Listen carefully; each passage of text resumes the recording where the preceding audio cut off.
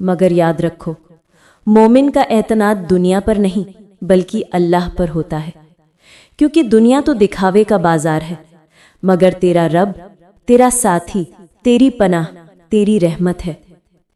कई बार ज़ाहिरी माहौल ऐसा लगता है कि कहीं से मदद आने वाली ही नहीं, कहीं से रास्ता खुलने वाला ही नहीं, कहीं कोई उम्मीद की किरण भी दिखाई नहीं देती। मगर बहन, निगाह अगर हालात पर हो तो मायूसी मिलती है, और निगाह अगर रब पर हो तो चमत्कार मिलते हैं। तेरा रब जब चाहे, जैसे चाहे, जहां से चाहे तेरे हालात बदल देता है।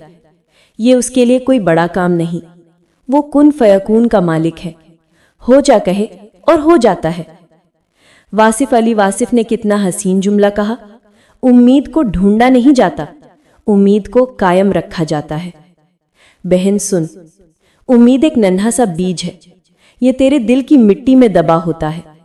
पहले दिन ये दिखाई नहीं देता, दूसरे दिन भी नहीं, तीसरे दिन भी नहीं, मगर धीरे धीरे रब की रहमत से ये बीज सिर उठाकर मिट्टी चीरता है।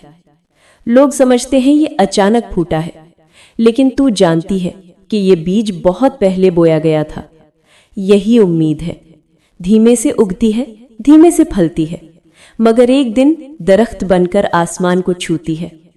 बस हौसला रख, सब्र रख, तेरा दरख्त भी उगेगा। हजरत अली रजी अल्लाहु अन्हु ने फरमाया, अल्लाह की मदद उसी को हासिल होती है जो मुसीबत के सख्त वक्त में भी उसी की मदद का मुंतजिर रहे। यानी जब तू सबसे ज्यादा टूट चुकी हो, जब तेरे हाथ खाली हो, जब तेरे पास आंसुओं के सिवा कुछ न बचे, तब समझ लेना कि रहमत का वक्त आ चुका है।